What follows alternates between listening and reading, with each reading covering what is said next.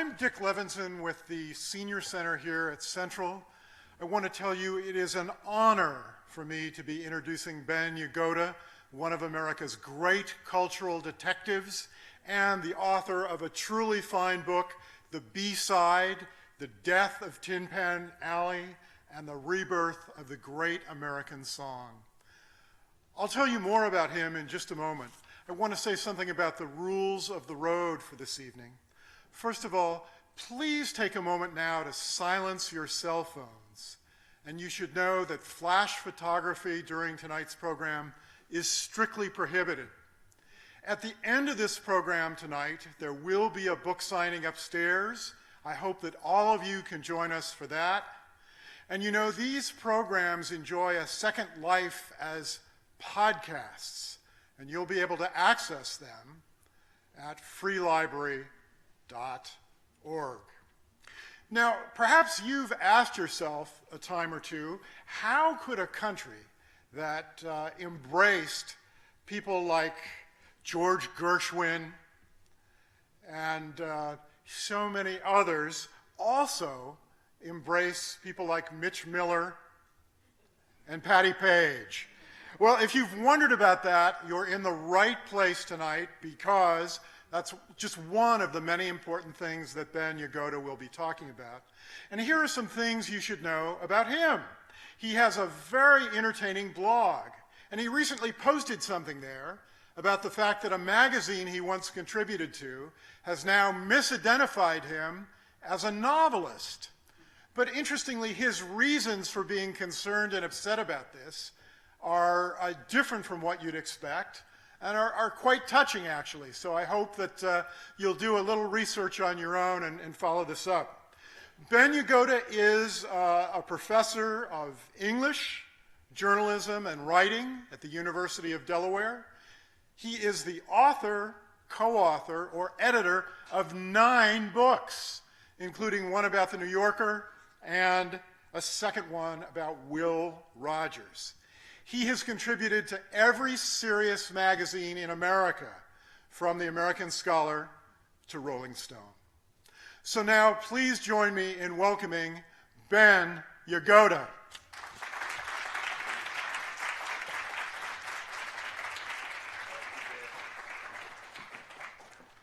Thank you so much.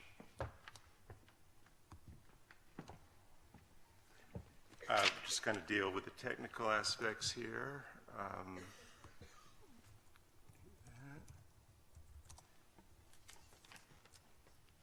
And my colleague will do that, and I'll start talking. Thank you so much. Can you get rid of that? All right.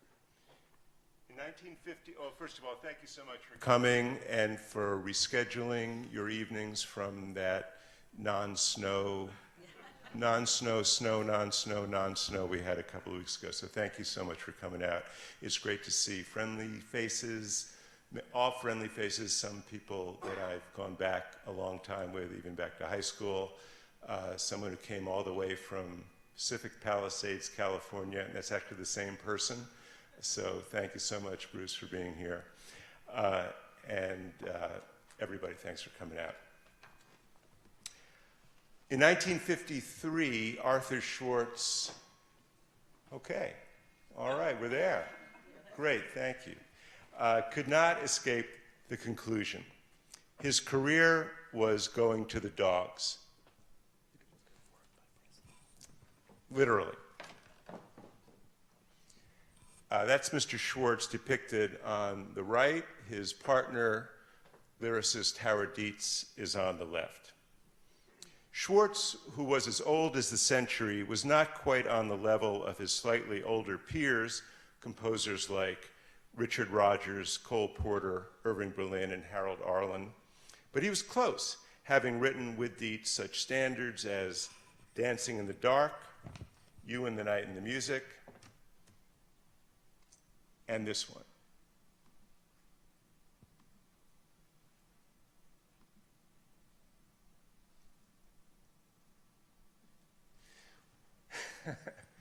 Well, I think, Jason, I need some help on the audio. That was a number called I Guess I'll Have to Change My Plan that I hope we will have to do a little bit on the fly. For years, both these songs and the newer ones he'd been writing for Broadway shows had barely been heard on vinyl or on the airwaves. And the same was true of his fellow veteran songwriters. I found myself upon the shelf, and that was that. I tried to reach the moon, but when I got there, all that I could get was the air. My feet are back upon the ground. I've lost the one girl I found. There you go. All right, I think we're golden here. No more plan changing.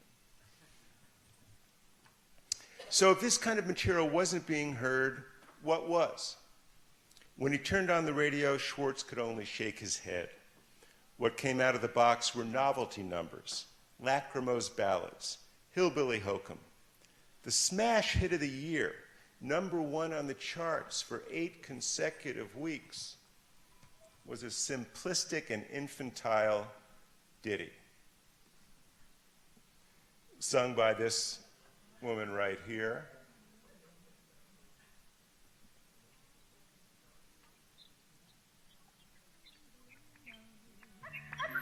The one with the waggly tail. How much is that dog in the window? I do hope that dog is for sale. I must take... That's Patti Page, the Singin' Rage, and the subject of many gag photos, such as this one. The writer of that song, The Doggy in the Window, was a 32-year-old Atlantic City native and Tin Pan Alley pro named Bob Merrill. He specialized in novelty songs, many of them vaguely regional or, in quotes, ethnic. There was one called If I Knew You Were Coming, I'd Have Baked a Cake, another called Feet Up, Pat Him on the Po-Po, and another Ooh Bang Jiggly Jang. In 1954, the next year, Rosemary Clooney would have a hit record with Merrill's geographically puzzling Mambo Italiano.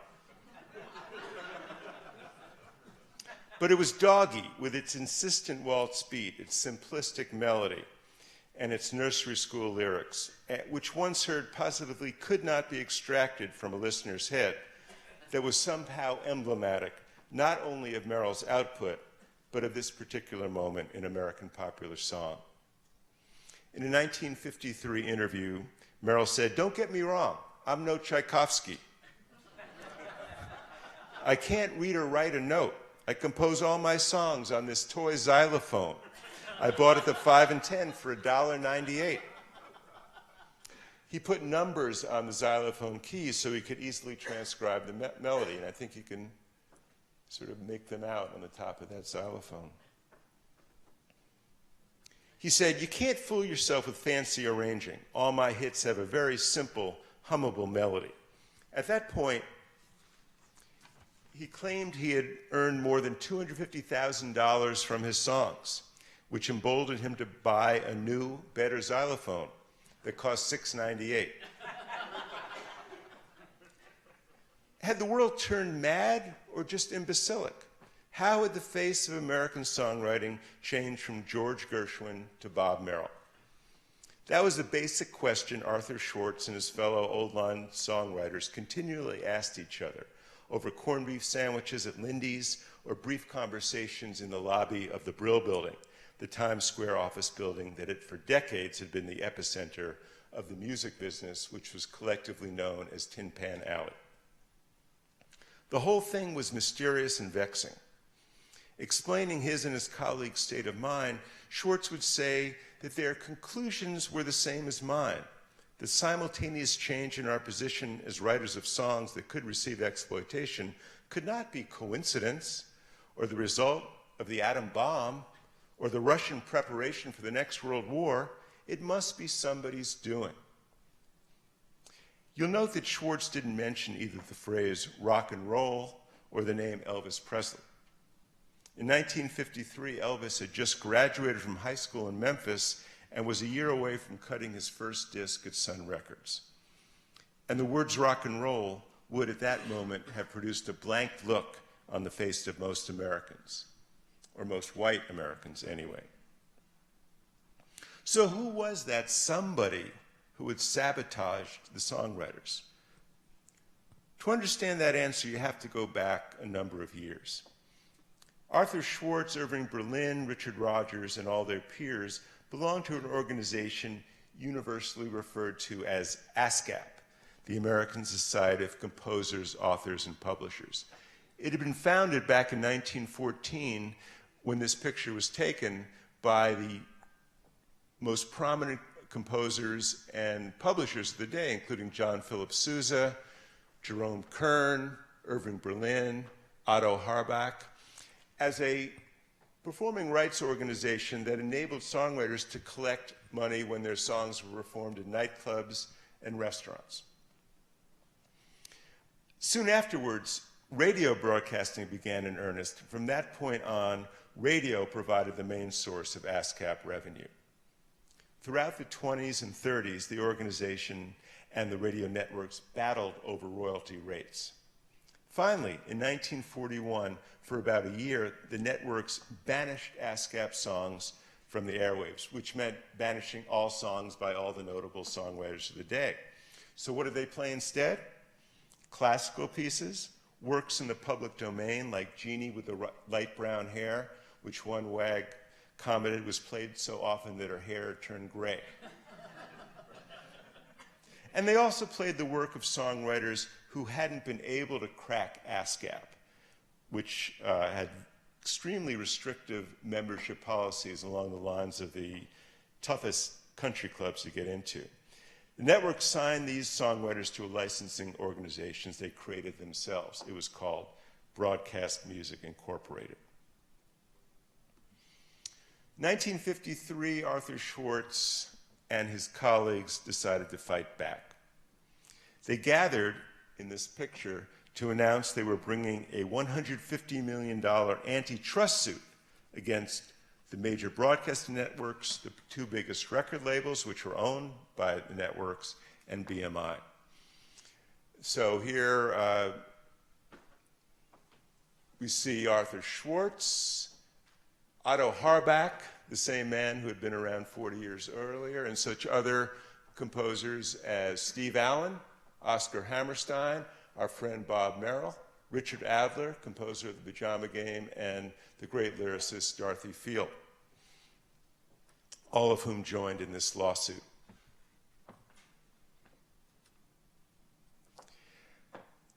The lawsuit claimed that the defendants had conspired in favoring BMI over ASCAP songs and, quote, in placing American music in a straitjacket. That was a load of horse manure. There was no conspiracy. As a matter of fact, Bob Merrill and a lot of the other purveyors of the chart-topping junk belonged to ASCAP, not BMI. The suit wandered through the courts for a Jarndyce versus Jarndyce style 18 years, not being dismissed with prejudice until 1971, when almost the plaintiffs were either retired and or dead. So there was no conspiracy. And if no conspiracy, no Russians, no atom bomb, what was going on in the early 50s? My book, The B Side, is an attempt to answer that question, but let me sketch out some of the factors. Terms like the Great American Songbook, the standards, tend to get thrown around a lot, so let me start by trying to provide some definitions. To begin with, these songs were written in a very specific period, pretty much between the middle 1920s and around 1950. Alec Wilder, who wrote the classic book about these songs, American Popular Songs, said that after 1950, the amateurs took over. That's an exaggeration, and of course there was a lot of junk written and recorded in that golden age, as there is in all periods. But there were a few hundred songs written by a couple of dozen composers and lyricists that were transcendent. People like Berlin, shown here in his early days, George Gershwin, Richard Rogers on the left, and Lorenz Hart on the right. Duke Ellington, shown here with his orchestra, which was kind of his own instrument. Many of his melodies came from the players in his band, and sometimes he even gave them credit. Jerome Kern and Dorothy Field, the only woman to crack this virtually all-male club. And finally, two of the most successful Hollywood songwriters, Harry Warren on the left and Al Dubin on the right. These folks were always photographed around the piano. I guess that's the only exception, Warren and Dubin, and which was important as well. They composed on the piano, and the sophisticated kind of tunes they could write came out of the piano. And these songs they wrote are sophisticated in several senses of the word and melodic. I spoke to someone, a jazz pianist named Bill Charlap, who was friendly with Julie Stein, one of the great composers, and Julie Stein said to him, the definition of a great song is melodically simple and harmonically attractive. The songs are roughly divided into ballads, which are slow, and rhythm tunes, which are fast, but the categories are fluid, and a given tune could be interpreted in many different ways. Jazz musicians and jazz-oriented singers like Billie Holiday, who could make an encyclopedia swing, did great things with them. That was no coincidence. Fast or slow, the standards are jazz-inflected in rhythm and harmonic possibilities. The main criterion for song status as a standard is the music, but most of them have lyrics that rise to the occasion. Once again, sophisticated and sometimes dazzlingly inventive. The internal rhymes and wordplay from a Cole Porter or Lorenz Hart can suggest W.S. Gilbert with an American accent. But even when dealing with commonplace tropes of love and longing, as in Berlin's Always or How Deep is the Ocean, a standard can have a palpable honesty and conviction and can be emotionally affecting without being schmaltzy.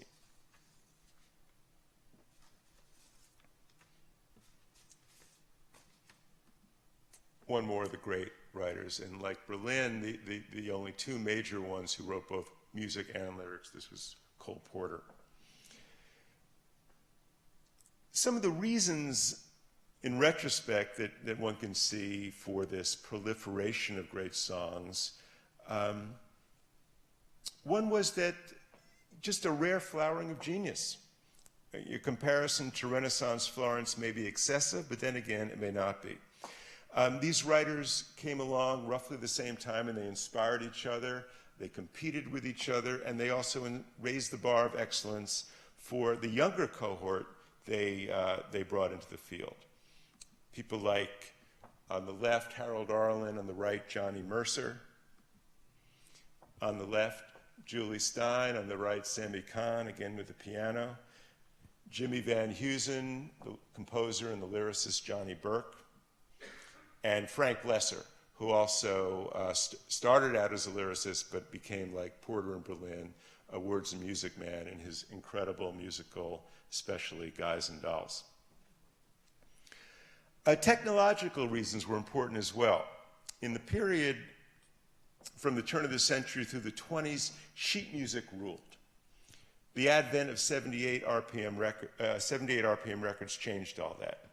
A song now had to be short, under 4 minutes. The old-fashioned song with endless verses and choruses was out of the question.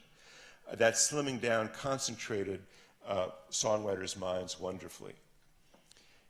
Now, songs were delivered by professional musicians heard on the phonograph or radio, also had an impact on the quality of songs. It used to be that songs had to be simple enough for mother or sister to play them on the piano in the parlor, and the family, simple enough for them all to sing along for chorus after chorus after chorus.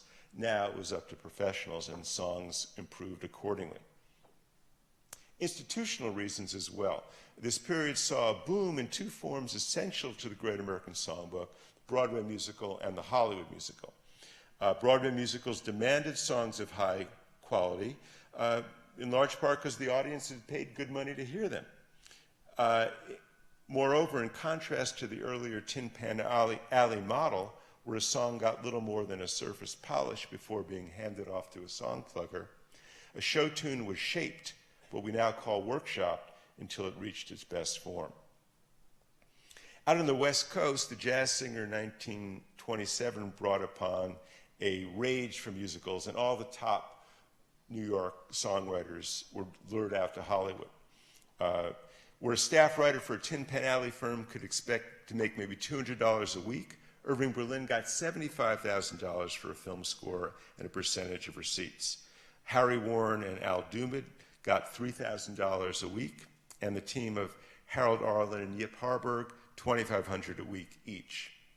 To prove they earned their keep, you only need to utter 3 words: over the rainbow. Finally, culturally, the 1920s saw an unprecedented cross-pollination in American culture. The great American songwriters were hugely influenced by the harmonies of African-American blues and jazz. Jazz bands led by Fletcher Henderson, Paul Whiteman, Benny Goodman, and eventually hundreds of others became the main way songs were disseminated. Sometimes the bands would just play them straight. After a series of choruses by the band, a male or female singer, shown here demurely sitting by the side, would step up and sing a chorus or two. But the bands that were called hot or later swing had improvisations that brought exciting changes to the song and in turn inspired songwriters to new heights. This is actually a photo of the Glenn Miller Orchestra, which is one of the bands that was kind of right in the middle between the sweet and the hot, and one of the most successful, if not the most successful band of the era. Small group jazz as well flourished in the period. So Billie Holiday, playing with performers like Lester Young or Ben Webster, brought wonderful things out of the music, and the songwriters in turn were inspired by them. So what changed it all? No conspiracy, not even a somebody.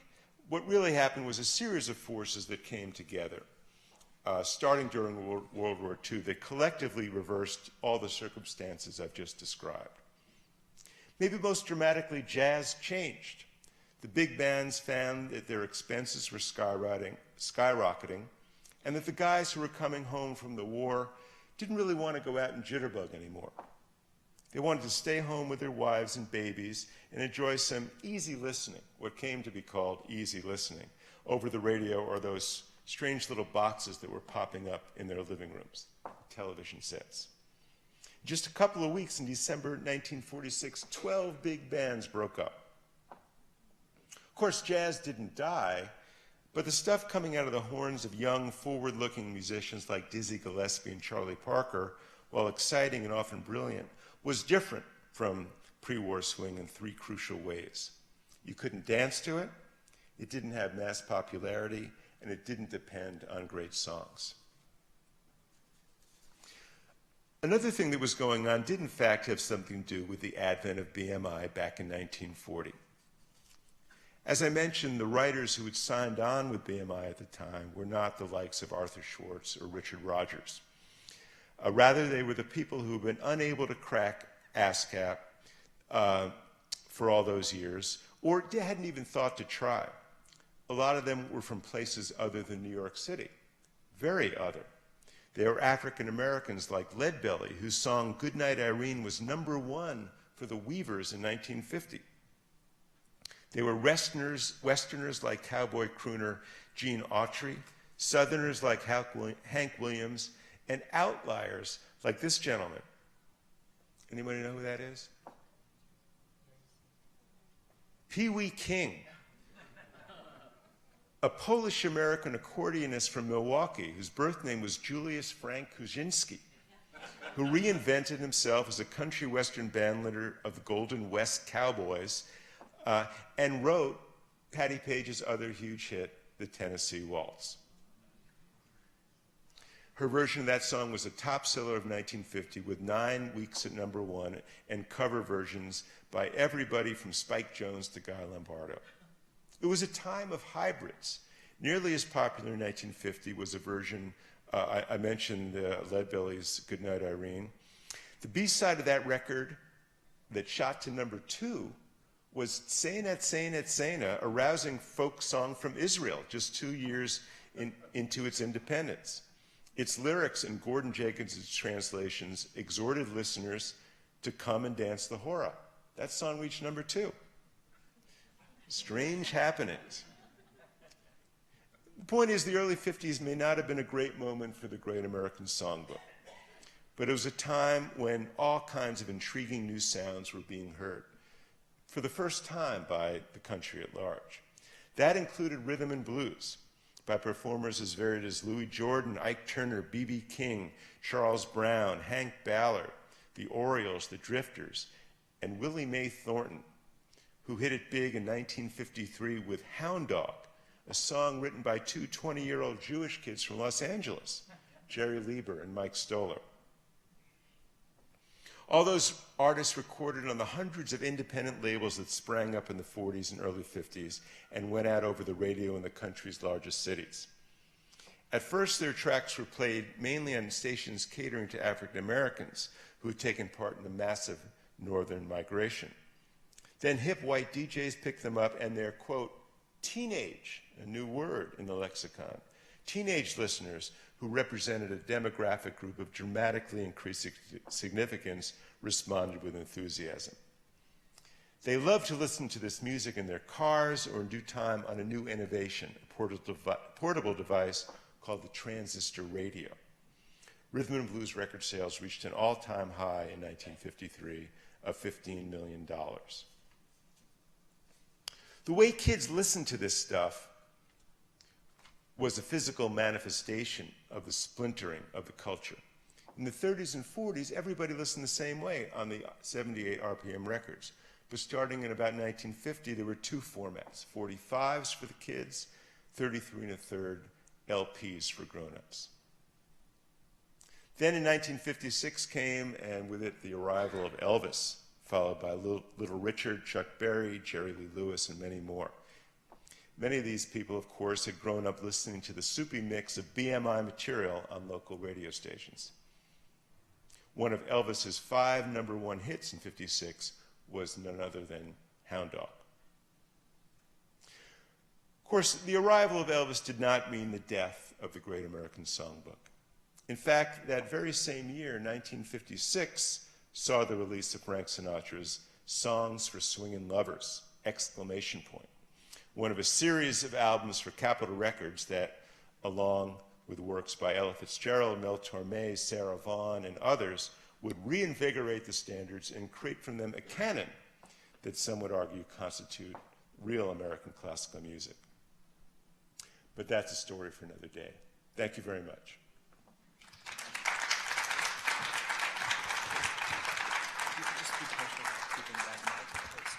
Right. So there are people coming to the front with microphones for anyone who has questions that I'll be happy to try to answer. I'm only asking about the book. Yes, ma'am. Does your narrative, does the narrative stop with Sinatra and Elvis? Well, no, it doesn't. I have kind of two. Well, the subtitle says The Death of Tin Pan Alley and the Rebirth of the Great American Song. So there's really two rebirths. It's like one of those horror movies when, you know, the monster is dead, then gets up and gets up, and you can't leave the theater because it keeps getting up. That first rebirth is what I alluded to in the last few lines of the talk, which is just a remarkable thing that happened in the 50s, and Sinatra was important, Nelson Riddle, his arranger, Norman Granz, the producer of Ella Fitzgerald, who came out with an album of standards by Fred Astaire, many with Ella, Oscar Peterson. There was the understanding that this stuff really were standards, and my sense is before that they were just songs, and they weren't really recognized as this great collection of pieces. And that's continued to today. I mean, I was just looking at the Grammy Awards and Tony Bennett and Lady Gaga doing Cheek to Cheek, and they did a great job with it. And of course, Dylan's Sinatra album has just come out as well. So that's one rebirth. The second is, and I only get to really start sketching it out, but I feel that there was that explosion of rock and roll in 56, 57, 58. Then Elvis went to the army, and the rest of them were all up on morals charges, it seemed, or found religion and added music. And there's this sort of space in the very early 60s when people had kind of gotten the point of that hound dog, Heartbreak Hotel explosion, and started to write songs that have lived on. They're very different kind of songs, like Crazy by Willie Nelson. Came out of country rather than jazz. He wrote it for Patsy Cline. But that song has lasted, and you could argue it's a great song just the way the American Songbook songs are. Brian Wilson out in California, people writing for Motown and other soul writers, Otis Redding. Then later the singer-songwriters later in the 60s, Joni Mitchell, Randy Newman, and so forth. So a lot of great stuff that I kind of talk about the beginning of in the last chapter. Sadly, my music exposure as a kid was Mitch Miller primarily. Where does Mitch Miller fit into your Mitch Miller is a fascinating figure. Margie said that was your prime exposure to Mitch Miller. A lot of sing-alongs and. Yeah, I mean, I remembered Mitch Miller as a smiling guy with a goatee and sort of, a thumb that just went back and forth. And it turns out that he was a very important figure. And in some histories of this, some narratives of this history is cast as the villain of the piece. And certainly Sinatra always portrayed him that way. Mitch Miller was the head of popular music at Columbia Records, which was the biggest label from 1950 through about 1960, at which point the sing-along with Mitch had gotten so big that he quit his day job and just did those records and TV shows. And he was very, very successful. I mean, he did Come On to My House with Rosemary Clooney and Mule Train with Frankie Lane, and I Saw Mommy Kissing Santa Claus and other great contributions to American music.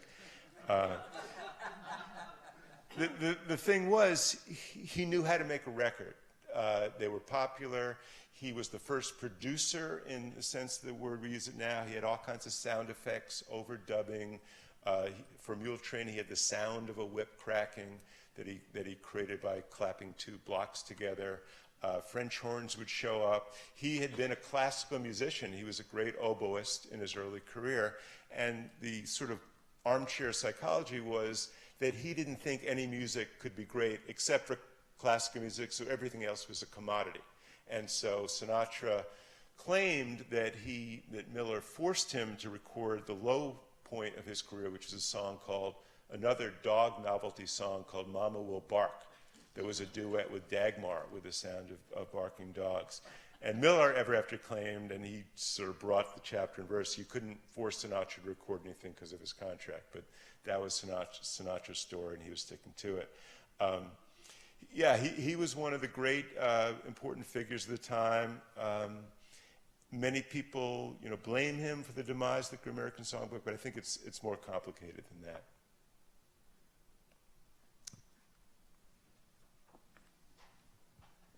Hi, I was wondering, where do people like Lawrence Welk and Liberace come in at? What was the last one? Lawrence Welk and Liberace. Oh, Liberace. Well, Lawrence Welk, I believe, started, early on in the big band era as one of the sweet bands, and he was so sweet that he stayed and stayed and stayed, and people responded. He played the songs straight, not a lot of jazz, and what happened in the 50s, as I mentioned, the division of the youth market and the grown-up market. There was great, in my opinion, great material for adults, like some of these Ella Fitzgerald and Frank Sinatra and Oscar Peterson records. But there was also mood music, easy listening, Mantovani, Castellanets, people that were very, very successful on LP records, and Liberace was one of those. It was a whole sort of there's a great book on that stuff called Elevator Music. And the author doesn't use that term in a derogatory way. Joseph Lanza, he really likes it. Roger Williams and Liberace, Peter Nero from Philadelphia, who I interviewed, were these kind of virtuoso pianists who made different sorts of easy listening music and were very popular on LPs. Sir. Yes, you, sir. Yes, Rick. You never called me sir before. Thank you. We're out among polite company, so I thought that was appropriate. How did you, sir, get interested in this subject? I've read the beginning of the book and was amazed at the number of songs from the early 20s and 30s that you were referring to, and I was wondering as I was reading it whether you knew those to start with, or did you learn that as you got more into this? Well, Google is a wonderful thing. Let me start with that. Yeah, no, I was not immersed in that period. I was, for a long time, been a very ardent fan of the Great American Songbook material. But as I mentioned, different people count up the Great American Songbook different ways, but you know, there's only a few hundred songs in it. And you know, I started out by thinking maybe I wanted to write a book about that stuff, but then I realized that had been done. There had been books about it, and I kind of stumbled on this idea of what brought it to an end. The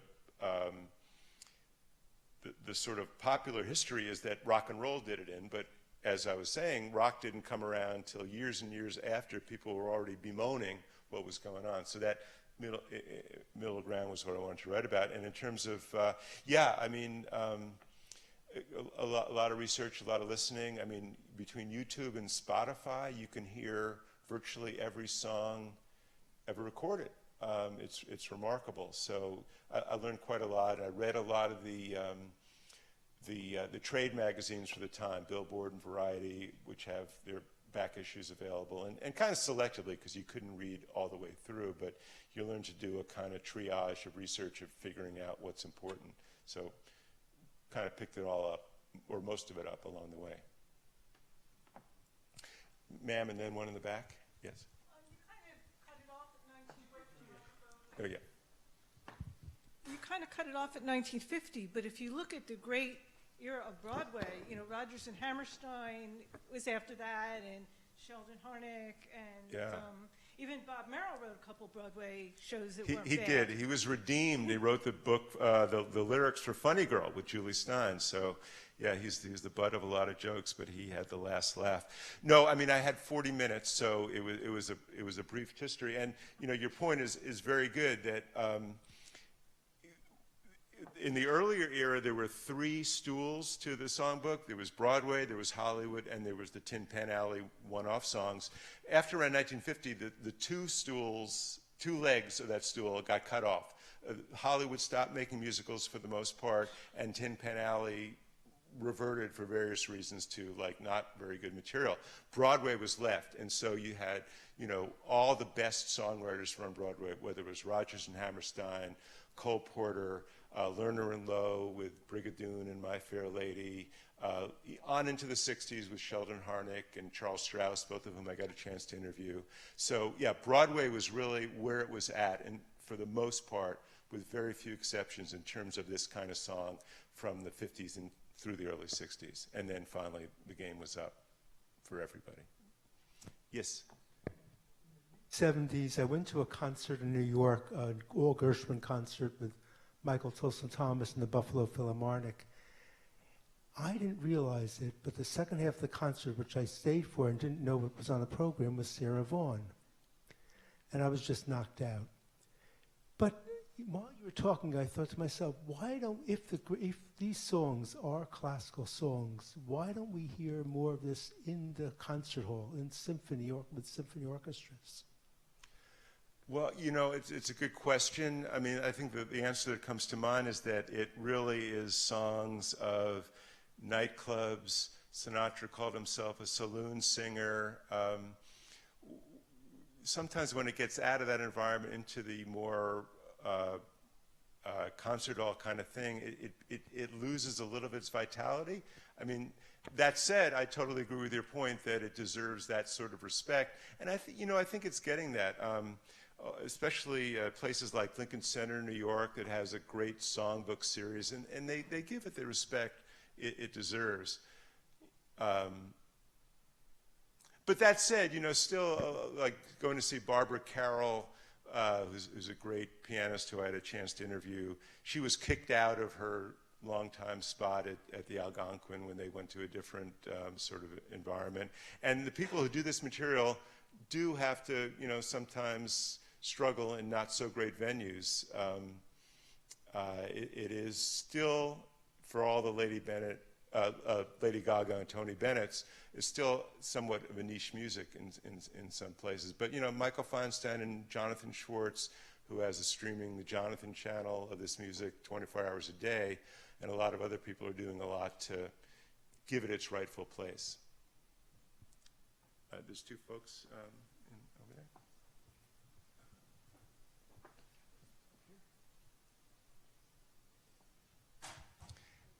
Is it my turn? Yes, sir.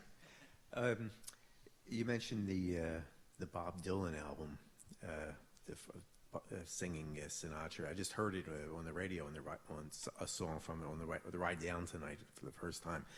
What do you think about the recent, I guess in the last maybe 10 or 15 years, there's been a lot of like the pop stars and rock stars are doing the American songbook, like Rod Stewart did an album, Elvis Costello, Paul McCartney, and a few others, Randy Newman. Yeah, I haven't heard the Randy Newman one, but it's absolutely trend. It's more than 10 years. I mean, I think in the book talked about that, and I attribute to the first one Willie Nelson's Stardust back in the 80s, but then someone pointed out that Harry Nilsson did, I think it was called A Little Touch of Schmilson in the Night, or some other kind of odd title. He did one back in the 70s, and Linda Ronstadt came along, and yeah, they've all done it, and some better than others. Rod Stewart, I can more or less do without, but it's kind of like this sort of go-to late career move. And I think Dylan, whatever you think of him, always does things his own way. So he does it in a very, very different way. No Gershwin, no Porter, all songs associated with the guy that he kind of knocked off the perch of hipness and coolness, Frank Sinatra, but they're Sinatra's lesser-known songs. He slows down the tempo to where sometimes it seems the tempo is actually going to stop. But, to me it works. He's got Berlin's What'll I Do, a wonderful song from the 50s by Cy Coleman, Why Try to Change Me Now. Some Enchanted Evening, maybe not one of the most successful ones, but I recommend the disc. I think it's pretty cool. Yes, sir. Over here. This gentleman is going to give you the microphone. So a two-part question, sort of. Number one, where would you place Stephen Sondheim amidst all this? And if you wanted to listen to the Great American Songbook now by young singers of today, who are you listening to? Who are you looking out for now? Well, I mean, Sondheim, I tried to interview him, and he's got this line that he doesn't like to be interviewed. So he says, I'd like to do the interview, but I really couldn't talk about other songwriters because I don't want to say anything bad about them. And I said, it's okay, I only want to talk about dead songwriters, so you don't have to worry. He said, well, still, I don't think I could do it. I mean, he came around, I have a chapter about that generation, Sheldon Harnick, Charles Strauss, Mary Rogers, Richard Adler, and others who came up in about 1950, the early 50s. Most of them ended up on Broadway. Sondheim, most of them started out on Tin Pan Alley trying to write hits. In fact, Dick Adler got a xylophone inspired by Bob Merrill and brought it into his bathroom one day and said, I'm not going to leave the bathroom until I write a song. And the heat started coming on in the pipes. And that became Steam Heat from Pajama Game. Sondheim, who was a protege of Oscar Hammerstein, wanted to do Broadway from the very beginning. So he didn't do any Tin Pan Alley stuff. He ended up writing some great songs like Not a Day Goes By and Got a Good Thing Going that were in the style of the earlier kind of song that had become kind of standard in its way. I mean, I put him in sort of the quasi-operatic style, less the pop, less the jazz. I mean, he's a genius, but he kind of, all the songs he writes are in service of the musical, so doesn't write so much the one-off songs. In terms of who I listen to today, I mean, I'll listen to Sinatra and Ella. Those are my young singers that I'll choose. We have time for, say again? They're alive for me. The other name that comes to mind is Susanna McCorkle, who's younger, but she's also dead, unfortunately. You know, having recorded sound means you don't have to worry about that. That sounds a little morbid, so let me get off that and see if there's one more question. Yeah, I think in the back there, yes.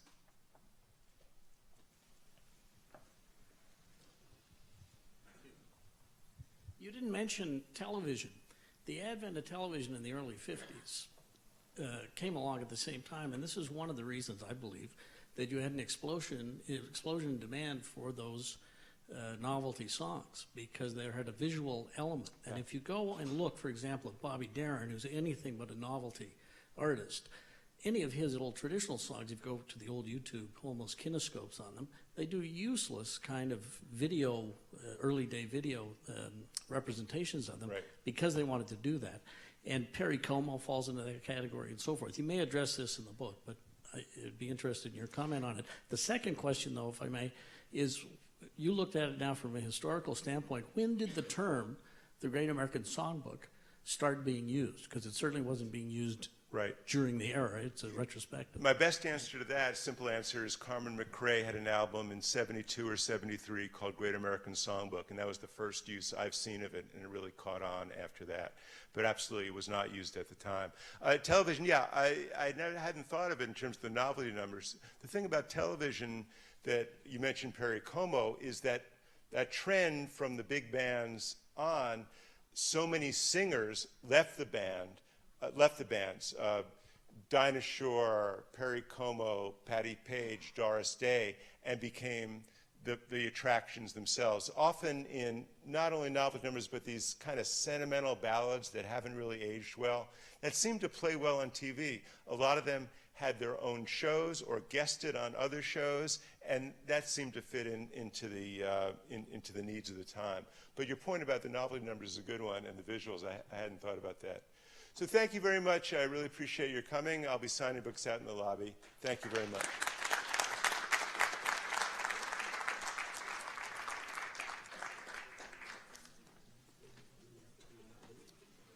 All right, thank you very much. Oh, good.